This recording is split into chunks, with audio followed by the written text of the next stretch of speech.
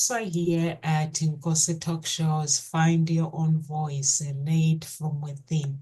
So with me today, I'm with Amanda Murray and Grant Morrell. How are you guys? Really good. Excited to be here, and I'm excited about the topic today. So let's get started. Grant, are you there? Is Grant there? Oh, here. I'm good. I'm good. I'm feeling energetic. Yeah, guys, Grant is in love with his guitar. Yes, I'm in love. Officially, I'm in love. I've got a guitar, and my youth has been refound. Yes. I think that's fantastic, and it definitely ties into seeing the best in yourself, right? Is Ah, right. Yeah. that love for self and seeing the best in yourself as like being willing to learn something new or reconnect with something from your childhood that like brings excitement and love back into your life. Yeah. You could say he's smiling when he came on. He was so passionate. Here's me thinking, is he found a woman? It's like even better. I found it. It was a combination of excitement and laughter at myself because I suddenly felt like I was a 15-year-old again.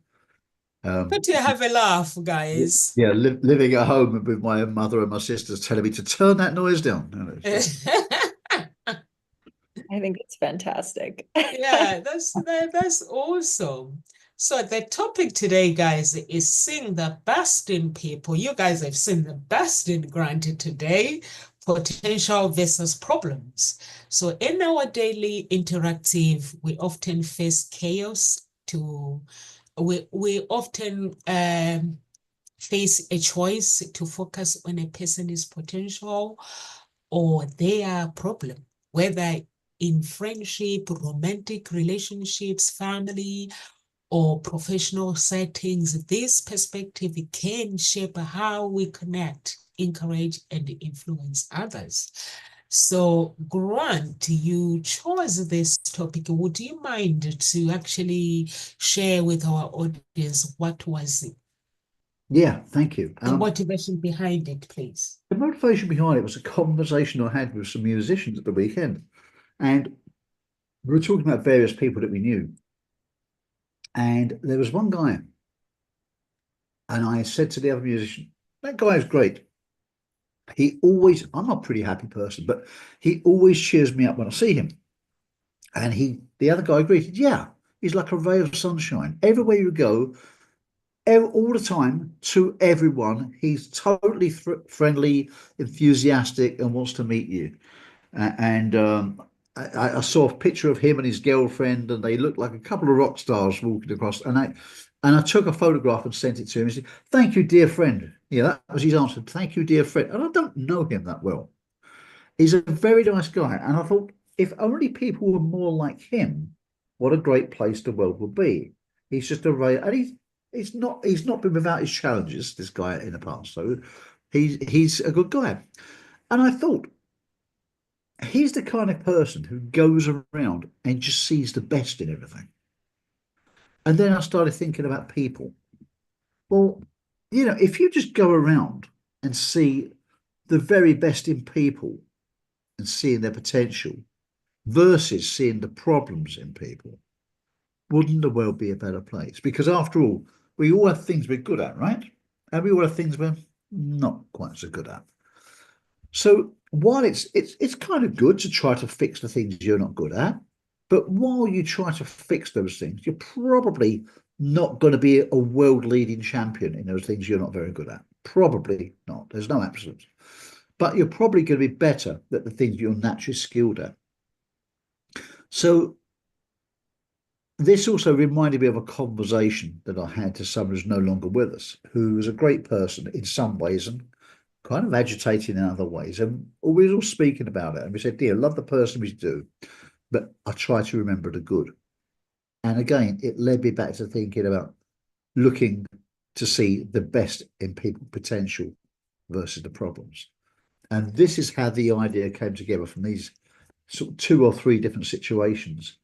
And just thought, where could we do this? If you're out there, you're working into a team, you're working in a school, a study group, a work group, a business, a family, You know, there's all potential problems with various people, and there's all potential good things. What happens if we focused? How would it change our outcome? How would it change our own demeanor and make our day go better? Because we know that if we walk around happier, smiling and positive, you know what you're going to attract, don't you? Yeah, happy, positive people. If you go around miserable, yeah, you're going to attract more of that. So why don't we be the change that we want to see in the world? And by doing that, by going around to seeing the potential in others. This was my ideal behind it, and that's how the thought come up. Amanda, you look like you're excited by this topic. What's going through your mind? Yeah, I think that this is a really great topic because we often, like in any situation, our brains go to the negative, right? And so when we recognize that our brains automatically sometimes go to the negative, we can like stop ourselves, take a breath, and say, okay, what are some positives that I can see in this person or in this situation? And then allow that rather, right? Because we automatically like see problems and things, like our brains are wired almost to do that. And there's research around that on how our brains are wired to like see the problems because of the way that we evolved in being able to survive, is to like be able to recognize anything that's a quote unquote danger, right?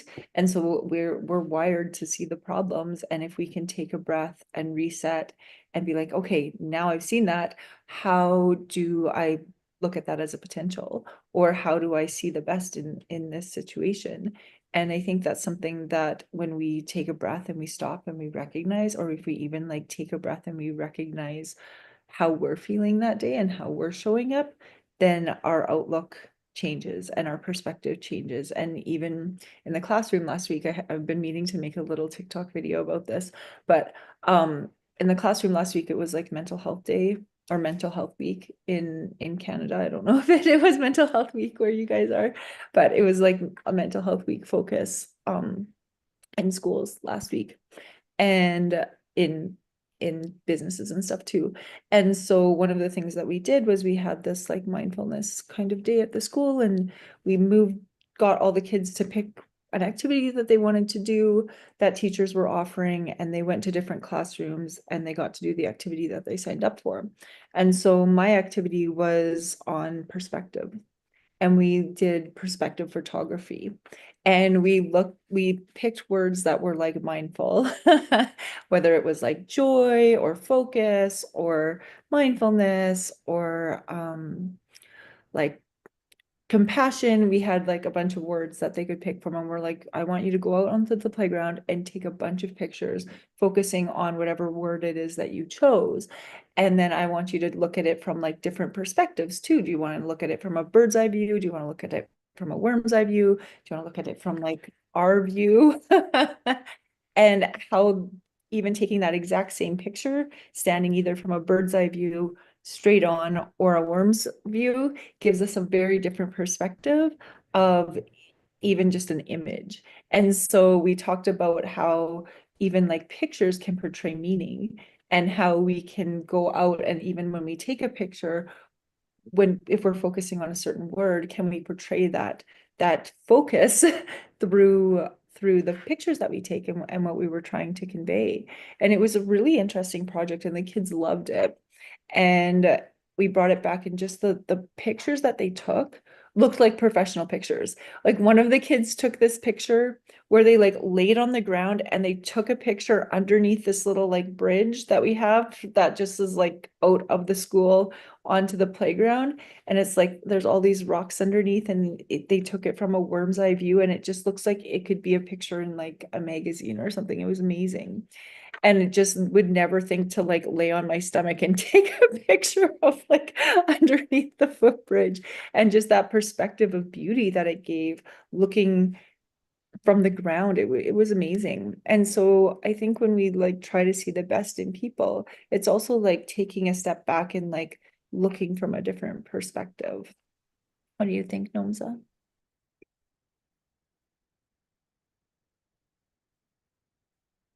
I like that, Amanda. It's really, really important to practice to see the best in people. So bear in mind, some people might say, but not everyone is nice. We're not saying ignore the red flags from people, but it's really, really nice to actually, we're not saying also pretend the flaws don't exist. All these things, red flags, they do exist, the flaws exist. But like Amanda, you took the kids out, and every time I hear you talk about the kids, it's like you have this belief in them that they know that, okay, even if the whole world doesn't believe me, but there's only one teacher, Amanda, that really, really believes in me. So they will do anything because they know that you truly, truly care about them. So it's really, really, really, really important when we view others through the lens of potential. We inspire greatness. When we focus only the problems, that's when we may unknowingly contribute to their limitation, or even we can limit ourselves as well. And this shift mindset also, like what Grant said, be the change in people's life, be the change you want to see in the world. So it's like shifting your mindset, transforming relationship, leadership, and even the way we speak to ourselves as well. I have met people myself where people say, because me, I actually, I don't judge anybody. I make my own way. If someone says that person is not very nice or don't speak to that person, I make my own way to introduce myself and speak to that person. But I find that that person end up introducing me to the world that I thought it never existed. Like the guy that helped me with my business from the beginning, I did have went to, like, I hired someone to help me to learn how to create a business plan and cash flow focus. But that guy was so quick when he teaches you, like he couldn't understand what he's doing. But this guy, my friends that I decided to be friends with, the first time when I saw them, someone said they're no, don't speak to them, they're this, they're that. But I went, and this guy, every week, he sit down with me, set up a business plan and a cash flow forecast, like teaching me step by step or how it's meant to be done until I finish my business plan. And he set up my domain as well and my email address, and went on and did everything for free, expecting nothing in return. But then people like that, if I had to judge him, do you think he would have done what he's done for me? No, he wouldn't. No. So I really, really agree with you guys that we need to learn to see good in people. And for me, that's what I do. Good, good, good. And I think this is the key point. When you try to see what people need and what they want. So if you're in a team environment, for example, it's a collective, isn't it? It's like a jigsaw puzzle. You know, you need the doers, the people who get things done. They roll up, they get things done. You've got the communicators who can sort people out and get things together and get everyone pulling together. You get the strategists who do this. You get the finance people, all different people with different skills, and you need all of them. So while someone may not be good at one thing, that's fine. That's absolutely fine. Find them what they're good at and they will excel. They'll be happy and they'll contribute to the team, because all people like to contribute in life, whether we think we do or not. We like to contribute because it gives us fulfillment. And if everybody does that and you find the role for them, this is it. You've also heard the expression that people have been promoted to the level of incompetence. They could be here doing a fantastic job here, and they promote them and they fail miserably, or you give them a sideward step, you know, from operations into finance, for example, and they hate it. It's just terrible, you know. It's the wrong thing for them. But you find people the right groove to be in, and they love it. You know, let's draw this back to music again. Watching some friends, a lady that I got into music. She had an interest in music, and I got her into music 12 years ago. Encouraged her to do it, and she's relatively well known on the circuit now. And she fell into a group of people who do a certain genre of music. I'm not going to say which, because I'm not going to give the identity personally, but they got into the genre of music and got better at it, got schooled in that style of music and got known. But I have always felt that was not quite where the passion lied. It wasn't quite where the passion lied. It was a different genre of music. And we had this discussion years ago. And I said, why don't you do that? Well, lo and behold, recently I went to see them, and they were singing the other genre of music, which I suggested. And that person lit up, absolutely lit up. And I had tears in my eyes, because it was the best I've ever heard them sing. And not only do I say it, but other people said, you light up when you sing that kind of music. And I said, I've been telling you this for 12 years. And they said, I know. I said, just do it now, you know, because it's finding the right groove for people. And people are just, they're different. Their body language is different. The way they speak, the way they breathe is different when they do it. And we're all the same. We're all the same as this. So let's be looking to help people. Let's be looking to find the potential. So what I thought might be a good idea is if people thought about this now and think about your life. When you go into a relationship, quite a lot of people make a criteria, what's known as your criterion values when it comes to a relationship. Honesty, truthful, tender, whatever your stuff is, whatever your list is, that's your criterion value. That's what you need. So ideally, you're looking for a partner that has those things. They may not need to have the same qualities that you've got. They need you to have them, right? So it's the yin and the yang, you bring things together. So you replace what the other person doesn't have. Now, this is all part of procreation, because attractiveness, why we find a partner attractive, sometimes it bewilders us. Why do we find that person attractive? They may be classically good looking, they may not. But what is it that attracts us? The theory is their genes. Their genes have the genes that we don't have. Because it's all about reproduction and having a healthy offspring. So if we instinctively know what genes we have in our body. We couldn't label them, we couldn't tell you what they are, but we feel it, we know it, apparently. And we know what we don't have. We find someone who has what we don't have, it's our mind telling us you could mate and have healthy offsprings. This is potentially why we find certain people attractive that may not fit our role model image of that perfect person, because that person may not have the genes you need. So think of that. If that theory is true, and it's not my theory, it's a theory which I heard about. If that theory is true, think about that in a team. Think about that in a business. Think about that in a hobby group. Think about that in music. You can't all be playing lead guitar in a band, can you? Right? You need bass players, you need drummers, you need trumpet players, right? You all need that to make that wonderful collective sound. And it's exactly the same. So why don't we look out for those people, what they have? So why don't you ask yourself, if you're looking at building your life, if you're looking at developing a career, if you're looking at starting a business, if you're looking at having the relationship, finding that special person in your life, what do they need to have?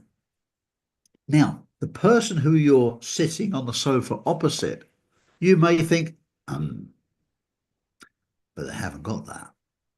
Well, they may not, or do they? And this is where I want to home in on the word potential. Potential. So in the past, I've hired people in roles, not because the skill they have at that moment, but because the potential they have to develop into that. Because if they develop, they will feel development in themselves. They will feel enthused that they're getting better. This is why we make goals from there to there, and we measure steps, because it's incremental growth, incremental wins, right? So if that person has the goal and they become better and better at, I don't know, public speaking, orating, cooking, tidying up, DIY, looking after the kids, whatever it is, they become incrementally better. They're going to feel inspired because they can feel their own personal growth. And this is a thing that us human beings feel we need to do in whatever area we choose to excel. So if we can find someone who doesn't have it at the moment, but you can see that's in their gene, they have that spark, they want to do it, they maybe just don't quite know how to do it right now, that's a great thing to have. Look for the potential in people, not necessarily the skills they have right now, because then you will grow together and that love will grow because you purely develop the relationship and the life together. And that's what I wanted to inject into the conversation. Amanda, does this come into your life? Do you see this with adults? Do you see it with children? What do you think? Is that a good theory? Is it a bad theory? What do you think? I'd love to know your honest views. Yeah, I was definitely thinking while you were talking about how we're attracted to people that don't have the qualities that we don't have. And I definitely can say that was my ex-husband for sure. But then at the same time too, we want to like make sure that we're not ending up in situations where it's not healthy, right? Because it's so opposite. And so but I think that's definitely a theory where like they say like opposites attract, right? And so when I look at teams, I look at like how can we pull from everybody's strengths, because different people in a group, even when I'm teaching, have different strengths. And if the teachers in my school have different strengths, like one teacher is really good at art, another teacher is really good at tech stuff, another teacher is really good at writing. Like we put those guys together and then you can come up with something really fantastic. And when it's the same with kids, when I put them in groups, like I know there's kids that love to draw, there's kids that love to do tech stuff, there's kids that love to be active and are like my dancers and are always moving. And so it's not that kids in the group like they all contribute in some way. It just looks different for different kids. And I think that's something that we need to try for kids and for adults, is to put them in situations where they can be successful as often as possible, but also where they're like challenged a little bit. And so like, how do you find that fine line? And then also, how do you find like those, for me with children, those kids that struggle in so many areas, how do you find areas to like showcase how they're still brilliant in other areas? And I think that's something that I had a conversation with a student last year who was really upset because he wasn't like a great writer or a great reader, and he was like really down on himself. And I was like, and he was comparing himself to this other kid who was actually like gifted. I knew the kid was gifted, but he didn't know that was the other child's diagnosis. And I was like, but you have gifts in other areas. Like you are really good at sports and you're really good at lacrosse and you are always active and you have so much energy and you'll be able to like put that energy into something else. I said, does this other kid as good at lacrosse as you are? And he's like, well, no. And I was like, does this other kid like naturally adapt to sports the way that you do? And he's like, no. And I'm like, well, that's your gift, right? You might not be the best writer or the best reader in the class, but you might be the best at just like adapting to all the sports as quickly as possible. And his like whole persona changed, right? His whole like self-image of himself changed because he always had struggled in school. And that struggle in school like really was affecting his self-esteem. And I was like, that's a school is so narrowly focused into like intelligence is this, and it's not, intelligence isn't this one thing that we learn in schools. There's so many different areas of intelligence. And I wish that we had more ability to like pull that out of kids from so many different areas. And I don't know how to fix the system so that we can do that. But I think that when we do start to see the best in kids, and like this kid was one that's like, he was a handful. But I just loved him. And he was so funny and he like cracked me up and he'd be like, let me show you this. And he'd be like, we're moving here. Like, let me show you where we're moving. And we'd like Google Earth where he moved to. And just like such a neat kid full of life. School wasn't his strong point, but he was like had so many gifts in different areas. And he had the ability to like know things about like everyone in the class, and he just like could talk to anyone, and I was like, this is such a good skill, but I can't mark that in school the way that the system's set up. And I was like, I wish there was more ways to show him just how brilliant he was in like other areas that I can't mark in school. And I think that's part of seeing the best in people, right? Is even if you're running a business and somebody's like not doing the best job as your employee, you might be able to like see a different area in your business that they would excel in, or you might be able to see a different even like industry that they would be really great in and like help them navigate that, right? Like that's what you probably, both of you probably do with your coaching businesses, is help people navigate like new opportunities with the skills that they have and the passions that they have.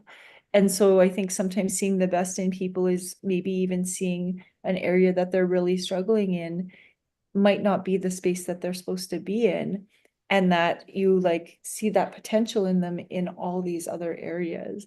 I have this one little girl in my class currently who's just like always moving, right? And I'm like, oh, I just wish that we had like a dance class that she could go to for like an hour every day and she could just like dance everything out and then she'd be able to like focus, right? We just don't have the resources for that. And I really wish that we did, because I think she would excel so much more at school if she had the opportunity to like dance everything out first and then like focus and read for a few minutes and then dance it all out and then focus and read. Right.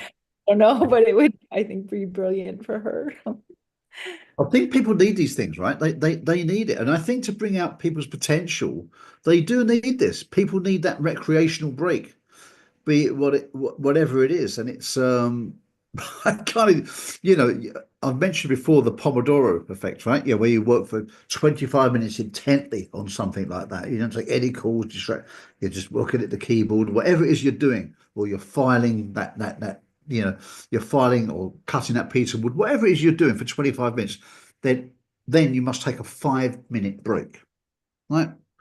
Go to the bathroom, make a cup of tea, stretch, just look out the window, do what you want to do, or perhaps dance.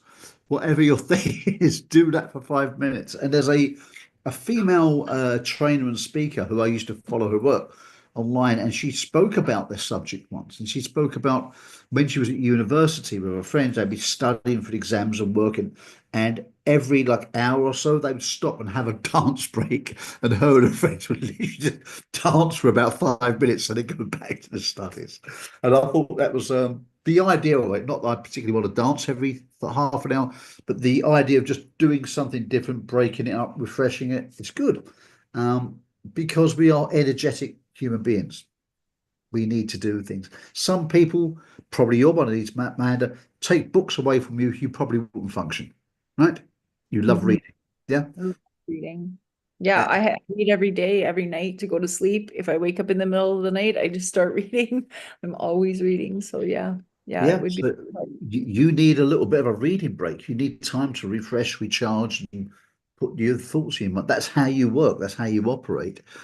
Some people, I was in traffic the other day and I saw some people jogging, and I sort of thought, that's a strange thing, isn't it? There's a group of people running. Why are they running? I mean, the answer might sound obvious, but I'm not sure it is. They're getting fit. Well, they could do a rowing machine. They could go swimming. And I'm not knocking running, but why do they choose running? They get something from it that they feel they don't get from something, or some chemical release they get. And we all do this. You do it with reading, right? I do it with music. And people do it. We all get our release from something. But it's important that we do it. We automatically do it without hypothesizing why we do it. It's just a feeling. We know it's something we need. So I think to sustain things and get good momentum and good growth in all of our life, in all areas, which is healthy, we need to factor that in. Because remember, if you work for a company, you have to take a holiday, right? By law, by health and safety, they ensure you take a break to refresh yourself. It's often a law in most countries these days. You have to do it. So therefore, this is what I'll say to people when they work for themselves, will factor in your holiday. Because if you work for a company, you would have to take one. So to have that same discipline. Why? Because it's known that we need to refresh, recharge. And you know, when you go back, people say, oh, you look so well. If you've gone back after, you look so, yeah, because you've not been doing this stuff for a week or two, right? You've been doing something else. You've been replenishing yourself doing things you like doing. So it is so important to do that. I'm glad you raised that, Amanda, actually. So it begs the question, could that be filtered into a curriculum in some way, shape, or form? Or is that perhaps your next book? I don't know. Well, what do you think? Can it be filtered in? Is there a certain amount of time in the working day for children where that can be kind of open? Because I mean, they do this thing in, is it Denmark? They do it at school. At school where the kids effectively concentrate on what they want to. I mean, it sounds like a nightmare of an idea, but apparently it isn't. It's very productive. Do you know anything about that? There are definitely places that are doing things like that. There's small pockets of them, and there's different like schools around the world that are doing things absolutely like that. Um, I think the more success that they have, the more movement that we'll see in that direction. And I think that if I was to ever design a school, I would love to have it where it was like a homeschool school where essentially kids came in and they learned about like math and reading and writing like in the mornings, and then they could go and work with professionals, like real professionals in like different areas of their interest in the afternoons. Like I always think like if you could have retired people who are like super successful in their businesses, who are like, I don't need to run my business anymore. I can like volunteer my time to like teach kids how to do woodworking, or teach kids how to cook, or teach kids how to do whatever it is that they were experts in. I think that would be so fantastic. I even had a conversation with a friend the other day because the curriculum in Alberta has changed, and it's focusing on like different types, like it's earth systems, and then talks about like different types of farming, and then different types of farming that we use in Alberta, and then soil regeneration. And I was like, I think his company like really focuses on soil regeneration and going to clean up like oil and gas sites and different sites and demolitions and things. And so I called him and I asked him about it, and I need to have like more of a conversation with him, but he's like, this is 100% what my job is. And so I just was like super interested in it. And I think that and he was one of those people that really struggled in school and wanted to like drop out of high school, but didn't actually graduated. But I think sometimes we don't realize, like in schools, we don't help kids follow their passions because there's just not the resources to do it. And I think if we looked outside the box and pulled in specializations from other areas where people could be volunteers and philanthropical and stuff, that we could shift it. I just don't know how to fix it completely, but I do think that I know there are pockets of it going on. Yeah. I don't know how to do it on a really large scale. I would suppose, and I don't know, I suppose it might be like if school, is it the same in Canada where schools might belong to certain schools belong to a group in the same way that a healthcare trust might do that? You may have several hospitals who are all part of that group of hospitals known as the trust. Do schools work in a similar way? Not where I live. No, we No? are Okay. like a public system. The government owns the Purely school. public, yeah. Yeah. So I was wondering if they sort of, if you could do it in like an area, a region or something like that, whether they could try it. I mean, There it's are a big, private schools that you would pay to go to but they all have to follow the like the same yeah, yeah, curriculums. of Don't course. know. Um, unless you do like a homeschool where you design your own curriculum, and so that's the part where where I would have to do a lot more research into Have you it. ever seen Kumo, Amanda? It's worldwide. Have you seen it? Yeah. What is it? Another song? Kumo? Kumon. Kumo, yeah. Yeah. What Yeah. is this? It's like a tutoring service. It's a tutoring service. My daughter goes to them as well. Oh, I see. I see what you mean. Yeah, yeah. Yeah, I've seen certain ones for Yeah, you could mathematics. design something like that because I thought you were going to design something educational anyway. I'm just remembering now that you told me that you were going to design it. So I think you need to go for it. Yes, Yeah. Arcee keeps wondering how we can help you. I think you've given us some ideas. When are we sitting down planning? Is the strategy with Grant? Yeah, you need to do that, Amanda, because it's really, really important when you have the idea just to do it because someone else will grab it from you. So just do it. Because to me, when you were explaining to me, I felt that that was a brilliant, brilliant idea. Mhm. Yeah, Um, I think there's lots of opportunities. There's a lot of problems in the, but there's potential, right? Like we we're talking about seeing the best in, like I've been talking a lot lately about, like, I see people on social media just completely bashing the school system, and they're like, pull your kids out of school, like they're indoctrination Oh, center. Like, okay, like I see your point, but I also think like that's great that you can run this wonderful homeschool where you get to teach your kids all these things and you get to go on all these field trips and you like get to spend time with your children, but not everybody has that luxury. And there's no, kids who no. have like coke addicts as parents, and or like who both parents work and they don't have the time to homeschool their kids. And so then what happens to those kids when you're like pull them all out of, and the system isn't completely horrible. There are some really fantastic things about it. What we're talking about, seeing the best versus seeing problems. And I talked to before about how my students all got to go skiing this year, and like 90% of my class had never been skiing before. And Wow. without school, they would have never had that experience.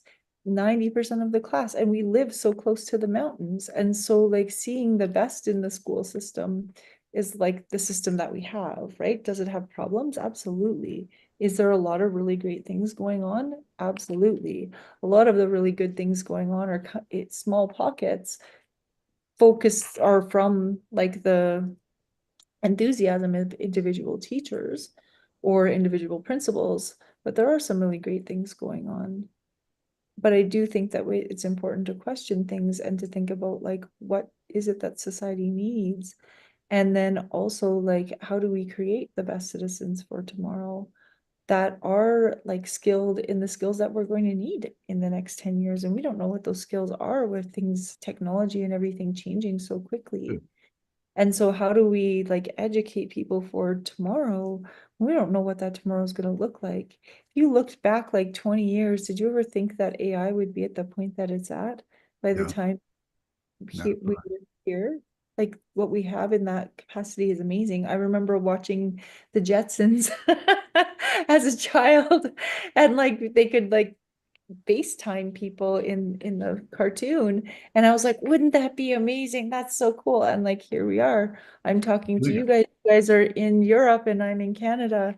And that fictional thing from the Jetsons is a reality. The flying cars isn't, though. I really wish that that was. But I do think that we need to look at the potential and seeing the best in even the structures that we do have, so that we can use those. When you look at something's strengths, it's easier to like shift from a point of strength than it is from a point of weakness. If you only focus on kids' weaknesses, it's very unlikely that they're going to grow. And so I had a student this year where they're like really struggling in a lot of areas. And I said to them, they're like, do you want us to pull him out of all of these things and like just take him to tutoring? And I was like, no, I want you to focus on his strengths and build his confidence so that that Ah, confidence is spread into all other areas. Because if we just focus on his weakness, he's gonna not be very happy. His mental health is gonna go down, and then we're just gonna struggle even more with getting his academics up. It's like, let's focus on his strengths so that he builds his confidence, so that that confidence can spread into all other areas of his learning. That's a great point. Great point. So there's a great point in case there, isn't it? What happens if you don't do it the right way? And I think that's I think people need to be constantly reminded of that, and the benefits of it are enormous if you do work on it. There's theories that say you shouldn't do it, there's theories that say you should, but I think all in all, for most people, you should focus on their strong point. Not saying neglect the bad points, but like you're saying, you're not saying neglect them, but certainly work on the positive, because that enthusiasm from that will give you residual impetus to work on the things you don't need to, you're not particularly good at. So I think that's a great way to go about doing it, and more people should do this in all areas of their life, but I don't think people do. So how do you think we could help people make a practical plan to do that, to work on the things you love doing, to find the potential in people, while addressing, not necessarily being a world-leading expert, but addressing the things they're not bad at, that they're not good at? How could you find that balance, you think? Thank you, Kizito. I don't know how to say your name. It says great work, guys. I think for me, to bring out the best in someone, growing up as a child myself, my dad knew, I think, already what kind of a person I was. Yeah. But what he did is to coach me, like believing in me, like in myself, and letting me know he was like, he has seen, because God, I think, has shown him my future. So what he did not tell me who I'm supposed to be, but he was coaching me to make me stronger, my character, my personality, to make me understand that I can be who I want to be. But through that, my siblings thought my dad loved me more than them, but he didn't, because even when I went home, my brother was like, you and my dad, we are glad you are here, because I don't think we are in peace because of you. I was like, what did I do? And they're like, you and dad, you were like thick and thin. I was like, no. And then when he died, now when these people wanted to sacrifice me, now I'm fighting. So I'm thinking, you bugger, you knew who I was, but you were preparing me to do that, because that character that he was coaching, that character now comes out to say, no, you can't do this to me. This is who I am. So I was like, now then on my own, and now I had to realize that it was my dad. He always knew, he always believed in me. It's not that he was singling me out from other children. He knew the person, and he knew what I will face later. So for me, what I will say to you guys is, when you meet people, believe in them, even the children. My neighbor the other day, she was telling me that one of the teachers told her daughter that she's awful. This is a 9-year-old.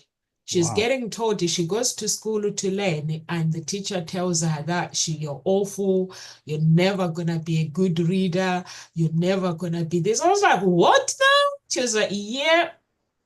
And She who was got told. telling them this? Who was telling them this? That's my neighbor. But who was saying that to the child? It's her teacher. Honestly.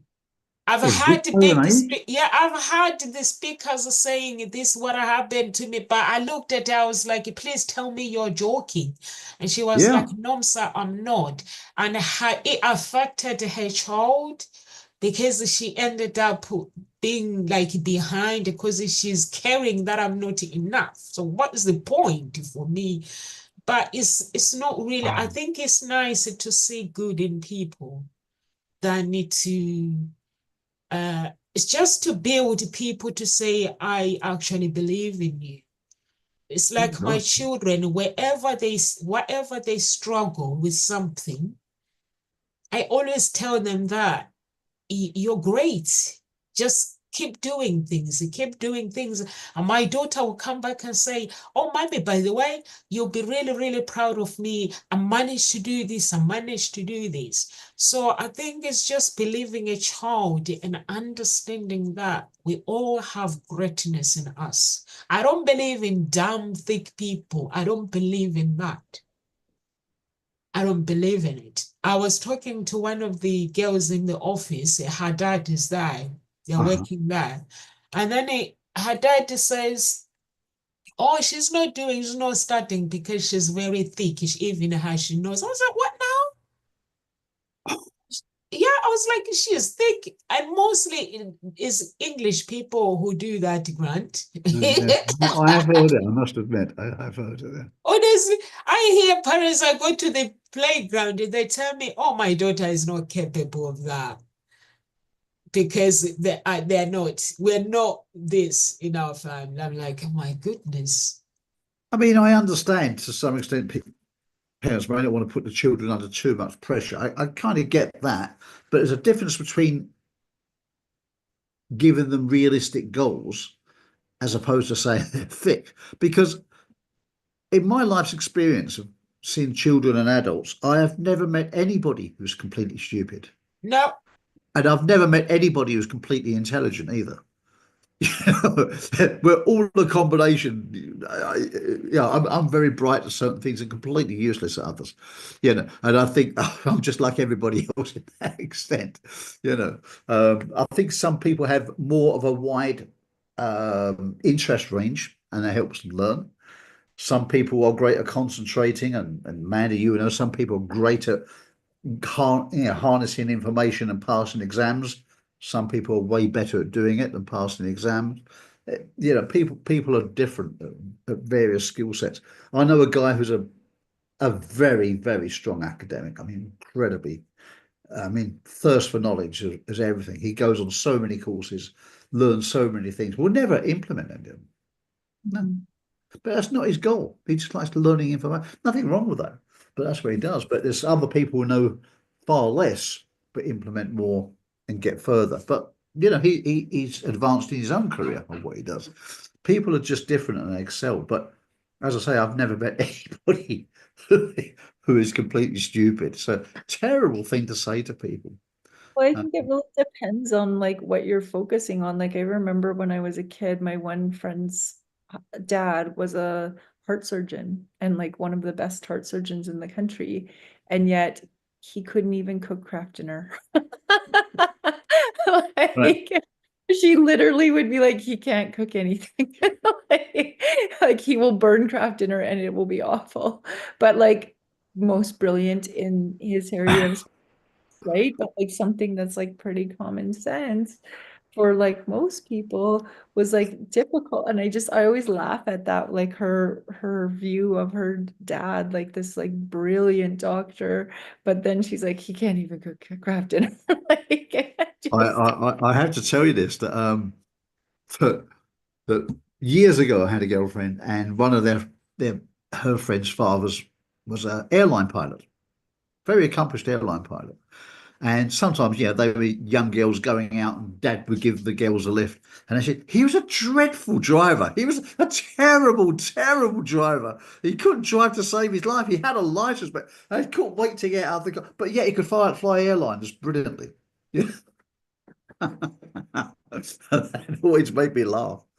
And I did a talk at a university a little while ago. In fact, quite a while ago now, and I took quite a few of them, but this one was quite a while ago, and a very strong academic gave me a lift home. Whew, I was glad to get out of that car. I can tell you, it really wasn't a great driver, but talking, writing papers and organising things, fantastic, absolutely fantastic. It's people have different skill sets, but you know what? There you go. You look for what they're good at. You look at the potential, what they are good at. Would I put a person forward as a driving instructor? Nah, probably not. But you know what? They still had a license. They still drove. They drove well enough to be safe enough to pass the test to be on the road.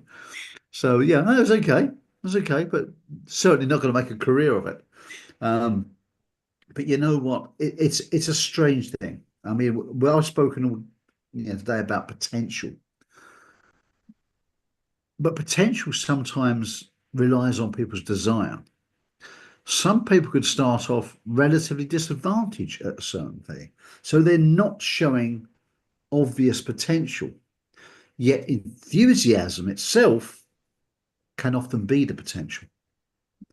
If people perceive themselves as being good at that, perceive themselves good at being, I don't know, an academic, a singer, a writer, whatever, even if they're not naturally that good at it, people can learn things. People can learn.